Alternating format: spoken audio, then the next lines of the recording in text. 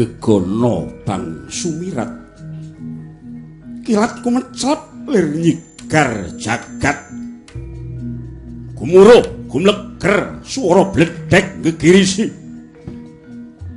kaya hamblah bawana saya mimbuhi liwong tiase sang Dewi Gendari rina wengi mung geter sarirane getem matine gidoh nalare goreh rasane ora jenjem lungguhe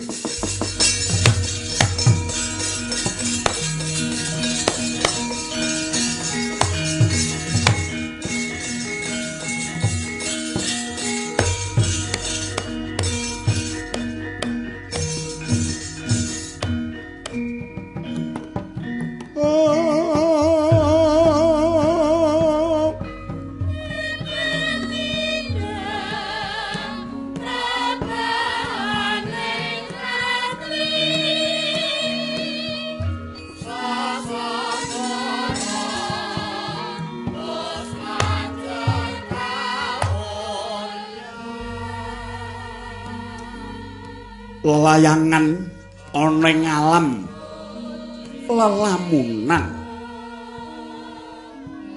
ngumbara mecaki lakuning lelakon ingkang mus lalu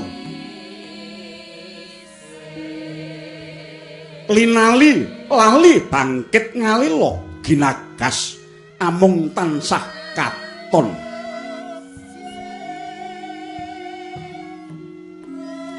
jroning wewayangan kaya tansah ngraribeti ati temah angremuk sarirane lelampan rikala sang Dewi Gendari dadi putri boyongan saka projeng plasa jenar binoyong dening sang Pandhu Dewayana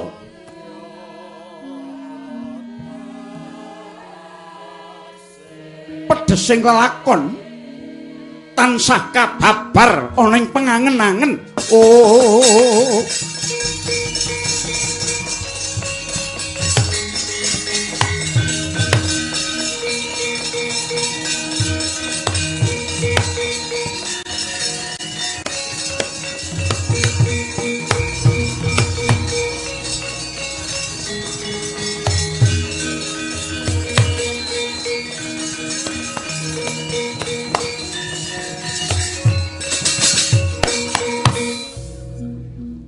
Dewi Gendari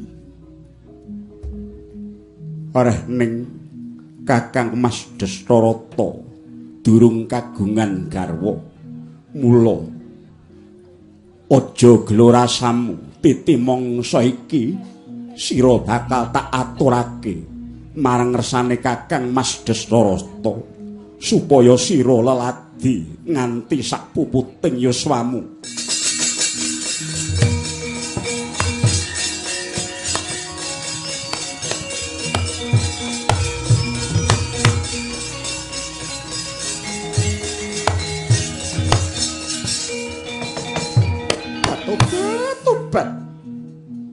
Pandhu iya tak trimo banget kowe ngina marang aku ora ngira babar pisan jebul aku mbok sugokke karo wong buta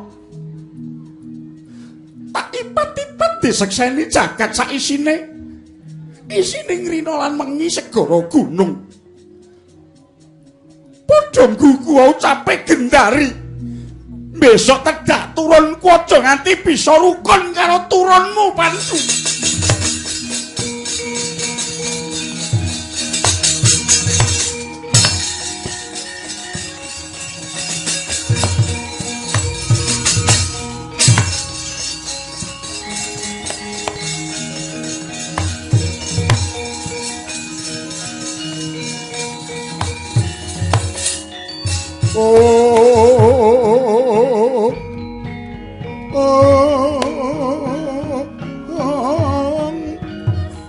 sing rek sangan kung ing tiastan kapatan ing sik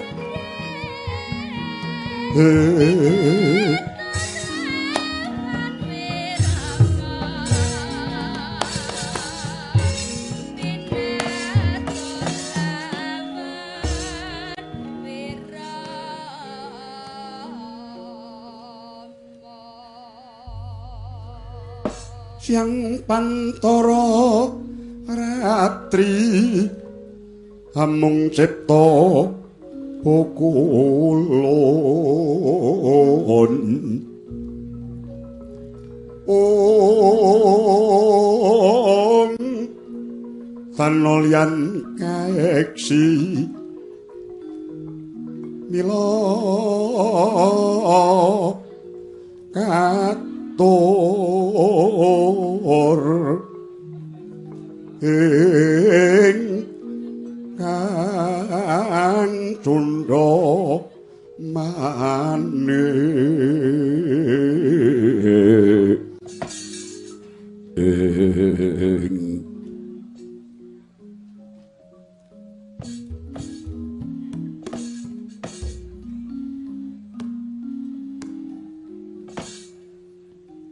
Rama dewaning sun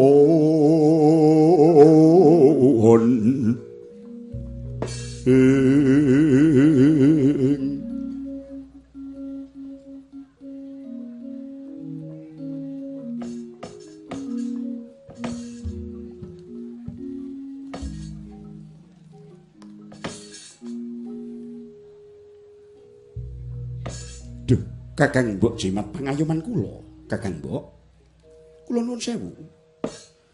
Paripaksa ingkang ngerahi kula pun suman nyaketi dhateng unggihan paduka Kakang Mbok Ayu. Inggih labet.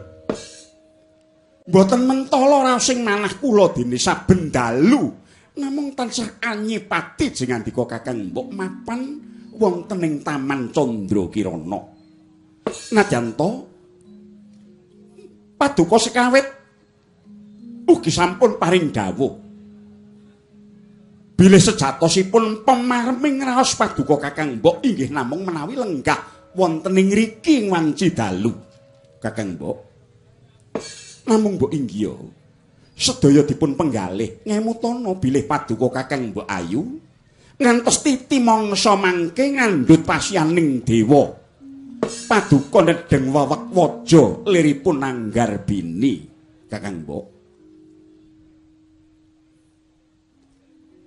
Lajeng menapa ta kekiranganing negari Ngastina samukawis cumawis sedaya kabetan ingkang tumuju dhateng kamulyan kacekapaning betah gesang wonten ing alam padang makmur jibar jibur mubra-mubru blabur madu kinten kula Ngastina nadyan dipun tawuha kados toya seganten dipun grobakana kados wedi mboten badhe wonten telasipun Kakang Mbok.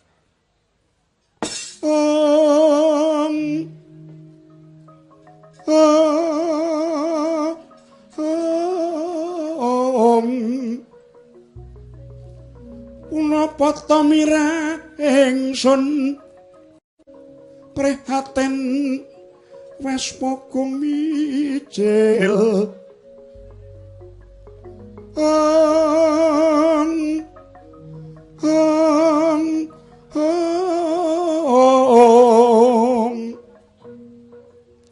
Duta tanpa karya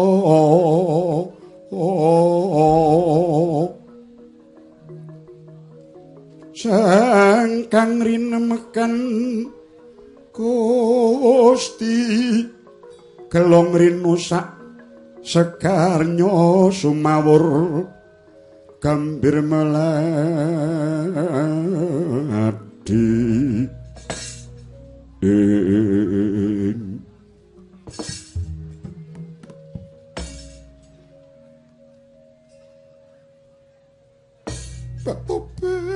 Tobat adikku suman wong semene akeh iki ya mung si ading kang tansah ngerti apa ingkang dadi penggalihipun Kakang Yayi bejo kemayangan dene kowe nderek pun Kakang nganti titi mangsa iki suwita ning praja Ngastina tobat suman ingkang tansah gawang-gawang musik ana ing batinku ora ana liya kejaba lakon nalika semana tobat kaningaya temen apa dikira wanita pelanyan Apa dikira gendani mung wong saudon saurupan gebangeten. Pandhu nggone ngina marang aku. Sumen. Ya sabab nggonku sumpah prasetya jroning uripku nganti yen to wanci awan mripatku tak tutupi. Wanci sandya kala surup surya lagi tak buka mengko. Gagat bangun esuk. Tutuping netra tak nggo meneh. Mengkono lawase. Sumpahku janjiku tak tetepi nganti aku besok dikukut nyawaku. Yen to wanci rahina mripatku mesti bakal tak tutupi. Mengkono mau kejaba. Rambani rasa mesguling atiku go. Rasa bektiku lan nggonku bebela kelawan bojoku ingkang nadyan nandhang cala hinata netra ora weruh gelaring jagat iki. Sumen nanging lakon ingkang tansah ngrujit atiku nalika Pandhu masrahake jiwa ragaku marang Adipati Jastarata obat-obat. Ya titi mangsa iku rasaku tumlawung atiku rojah-rajeh jantungku kaya digogoi. Mula Sumen nalika semono aku kongkon karo kowe supaya gawekake Taman Candrakirana ingkang petamanan mau asrine yen to wanci bengi. Merga ingkang mbok dokok kono kekembangan ingkang wangining wanci bengi. Uga sato kewan ingkang mbok papanake ing kono kewan-kewan ingkang saba bengi. Mula kang saka iku Yayi Haryo.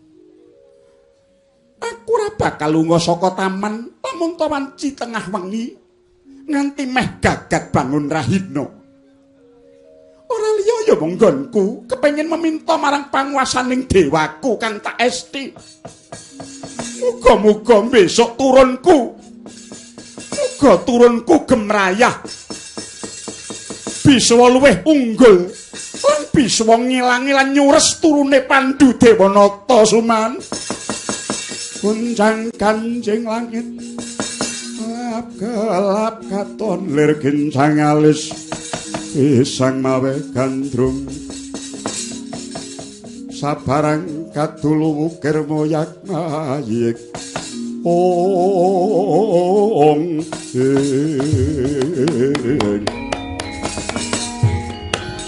aduh kakang mbok jimat punden kula kakang mbok iya menawi namung perkawis menika ugi kapasrahna dhateng ingkang Rayi Harya Suman.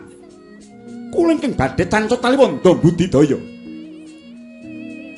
Maling bencang kasembatan sedya paduka kakang mbok pinaringan atmaja ingkang digdaya atos balungipun kandel kulitipun kenthel getihipun. Kula ingkang badhe nandhakaken karti sampe koreka daya supados tedhak tuas paduka badhe jaya anglangkungi para atmajanipun Pandhu Dewanata. Tobat iya Yayi. Sapa meneh kang bisa sumurup perkara iki aja nganti ana suket bayem teki kang padha krungu. Luwih Ratu Ngastina saandane. Aja nganti ana kang padha sumurup lamun to wanci tengah bengipun kakang tansah mapan ana ing kene, Di.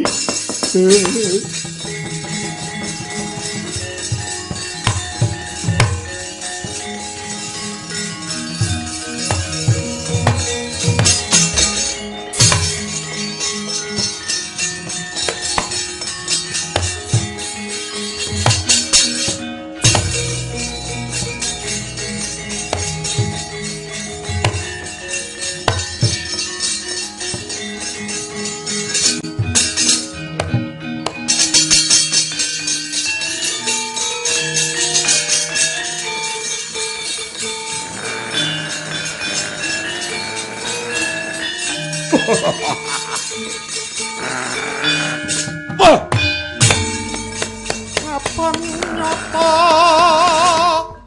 yakti tanti soka purba dening manungsa ya Hoi!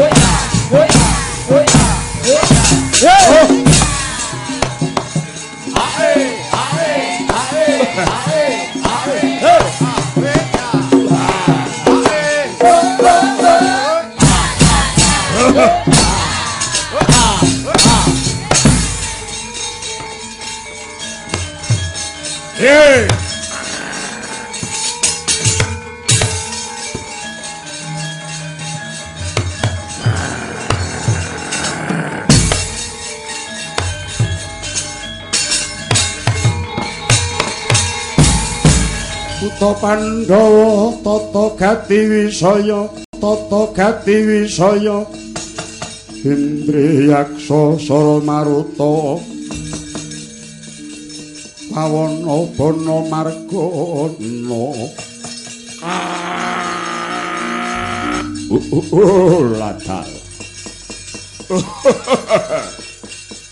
ya Maraja ana apa kan saya suwe ndak rasake dandang mangure saya panas akeh lelembut baju barat ingkang padha kepanasen iki pangaribawane apa aku ya radong adat lupia kang wis yen ana ngene iki mesti ana titah ingkang adol gendung pamer kuwanen hadiatur ana ngersaning pukulun pandya Betari Permuni yen wujud dan menungso kesandangan kulit daging balung dadi apa iki mengko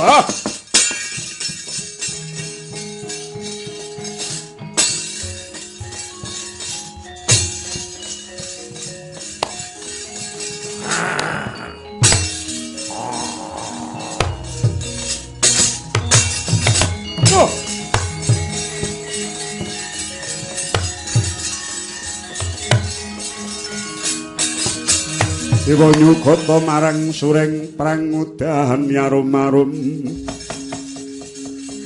ngendan wingawiyat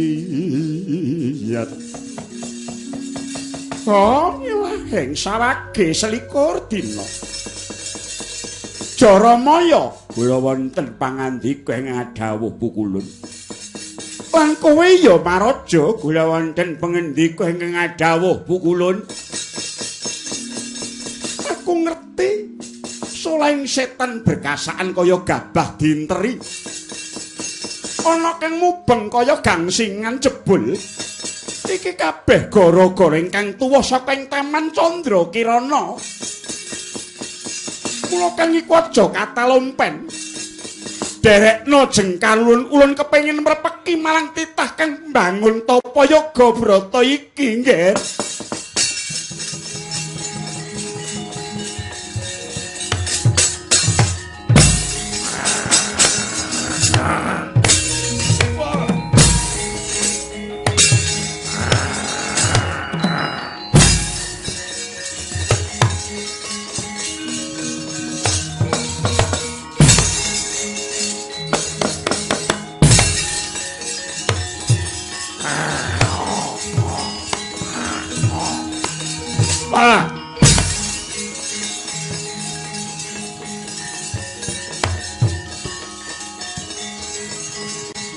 Hey!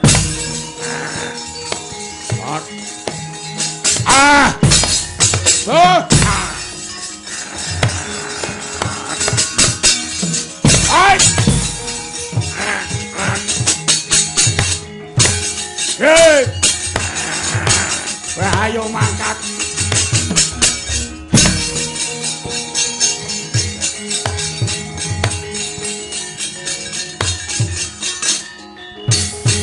Hai.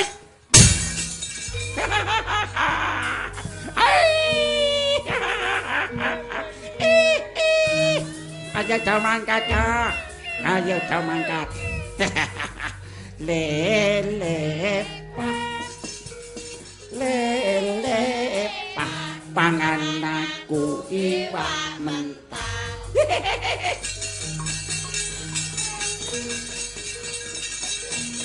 Ayo makan. Mangkat dulu. Lele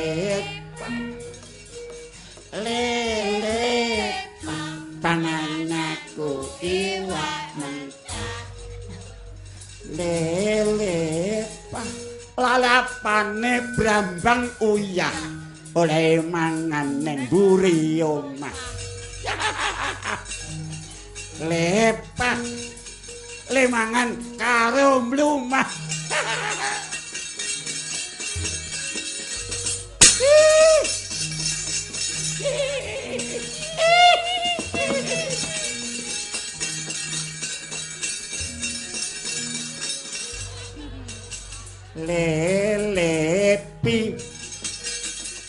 Lelepi pangan aku iwak sapi.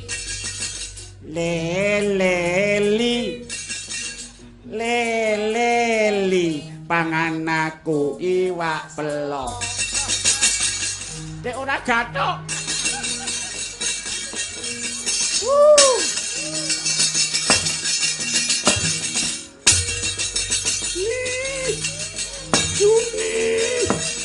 Juni.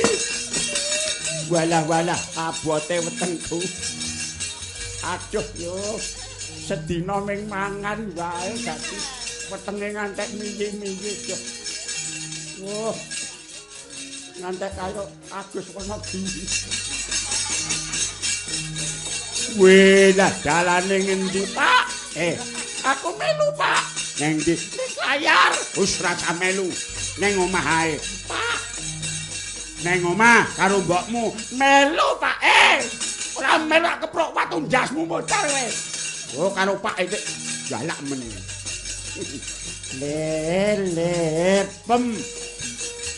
Lele makan aku iwak kok mlempem. Oh, aku ngerti mesti iwakmu mlempem.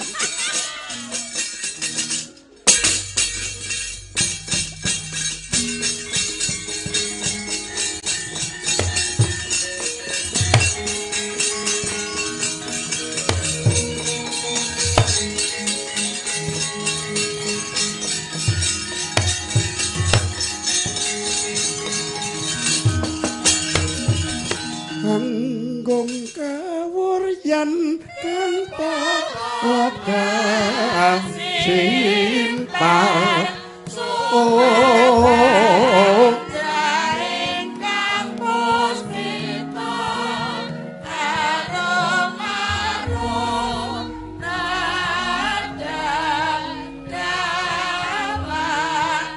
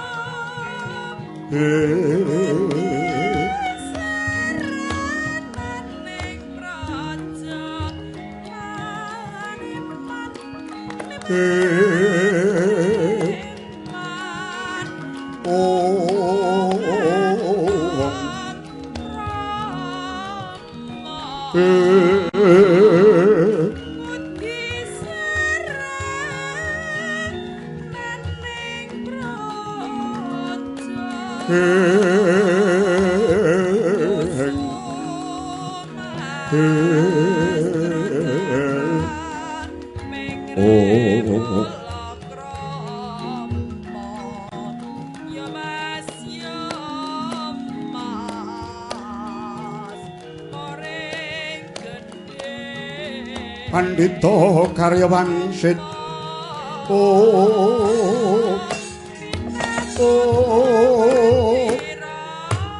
ning sesanti niskala nirgumaraning pramudita sirna kang durgama sinapu ing kaheningan kawis tingalmu biar murup gapura negari Astina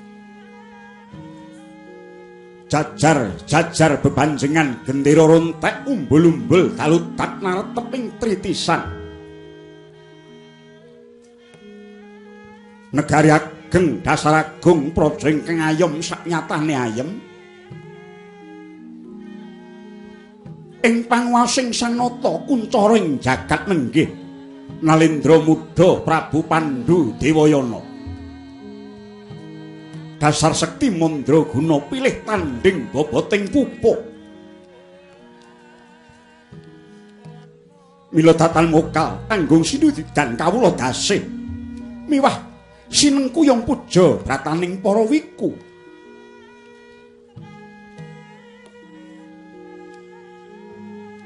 dasar abdi kinasih patih wasisaning praja Ngastina Harya Gandamana satring mandira jajar ingkang tansah sembada dada baune sawega panempuh perang mila datan ana mungsuh ingkang anekani cilike gantol kapurancang gedene ngrubuhake beteng kraton sedaya wis kena winasesa dening Sang Arya Gandamana nalika samana madyaning Pura Astina kawis tingal sepi samun labet kaprabawan ana ingkang duh kita ing manah nenggih Risang Dastarata ya Sang Dastanagara marmo nadan kawis tingal lenggah ing ngarsane Sang Prabu Pandhu mengenging tias nanging dupi mulat praptaning pandhita kita kandha Sang Begawan Bisma ana lejaring nala marmo praptaning Sang Begawan Dewa Brata sigra sinambra mingulat madu kadya mangkono panglucitaning Mardaya ingkang kababaring lesan hanjrahing keng puspitarum kasiliring sa mirana omri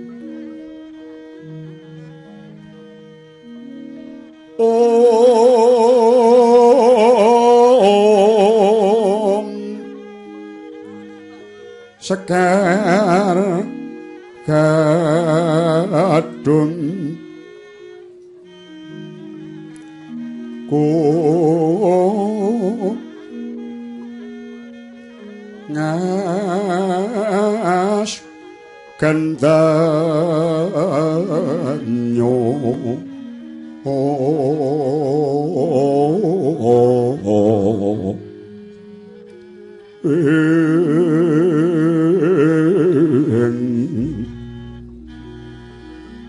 maweh raras renaning triya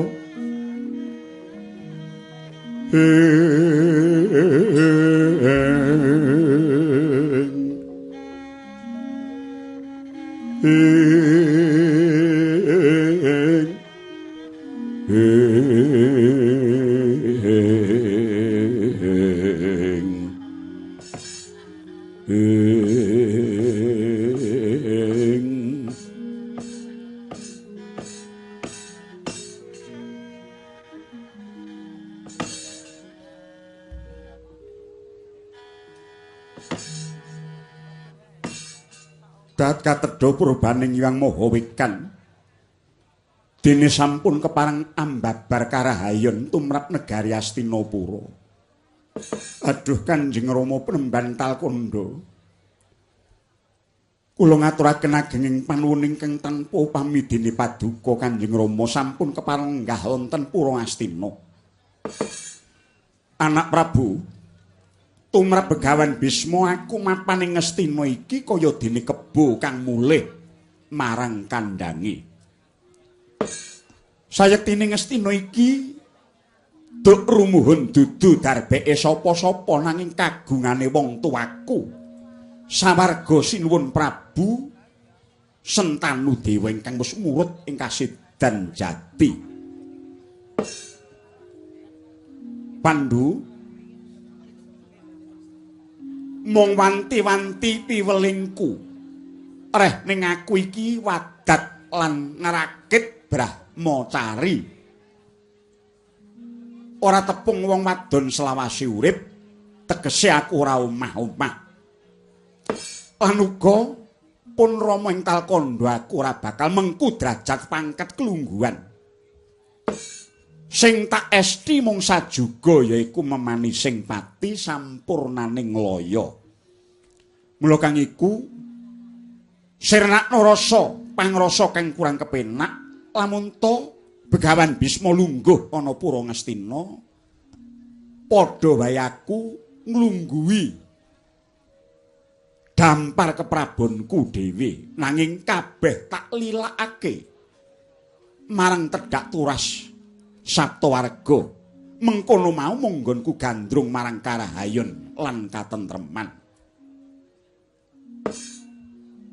Nanging sawetara dina iki aku enggal kepengin prapta ning Astina merga ana keketeking rasa ingkang nuntun marang lakune Begawan Bisma. Katone ana pedhut ingkang angawengi ingkang mapan ana luhuring praja Ngastina. Nggih. Mara gage sajarwa mungguh apa ta ingkang dadi pepetenging praja Ngastina.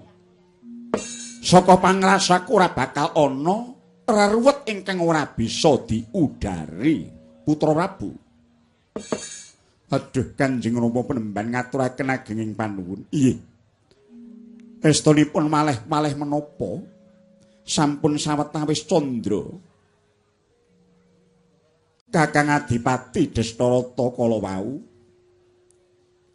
namung tansah singkeling manah kawis tingal rengu guayanipun kadhi wonten sesanggen ingkang ngamboboti raosipun ingkang mekaten langkung prayogi Kanjeng Rama piyambak ingkang kepareng andangu dhateng Kakang Mas Destarata kula wonten pangandika ing dawuh Rama aja nganti laku ning paprentahan karidu dening babakan kulawarga. Mara gage matura mungguh apa ta ingkang ngadadekake jibeg babeke ngrasamu ingkang nganti mahanani pepeteng Pura Ngastina. Aduh Rama Penemban estunipun walih menapa sawetawis wanci kula kepengin daya-daya sowan dhateng pertapan Talkanda matur wonten ing ngarsa paduka Kanjeng Rama inggih labet wonten perkawis ingkang ngreribeti manah kula Penemban. Ora ngono perkara apa Destarata? Nggih. Persajan kemawon garwa kula Yayi Dewi Gendari. Yayi Dewi Ploso Jenar. Estunipun sampun ngandhut pasyaning dewa waja Anggarbini. Lho. Gendari malahus Anggarbini. Nuwun inggih Rama Penemban. Lah. Syukur mengayu bagya sekedhi jumurung dene ora suwe maneh tegese tumuli bakal ana ingkang bakal nyambung sejarah. Namung yun pangapunten ingkang agung Bapa. Waleh-waleh menapa anggenipun Anggarbini Yayi Dewi Gendari pinanggihipun andadosaken ribeting raos kula. Sababe apa lan nganti tumeka dina iki nggone ngandhut jabang bayi wis ana pirang candra. Inggih perkawis menika ingkang andadosaken singkeling manah. Awit ingkang kalimrah pawestri ngandhut jabang bayi menika mesti ngancik nawa candra dasa hari liripun 9 wulan sedasa dinten menika sampun wanci lek ing punang jabang bayi weruh padang hawa. Lah banjur nanging kenging menapa menawi dipun eteng lan kaeteng kanthi petangan ingkang jangkep mboten wonten ingkang cicir jebul ngantos titi kalenggan menika Yayi Dewi Gendari anggenipun ngandhut pasyaning dewa sampun wonten 2 warsa kliwat 2 taun kliwat nggone ngandhut jabang bayi Gendari. Inggih Penemban. Lah Pandhita karya wangsit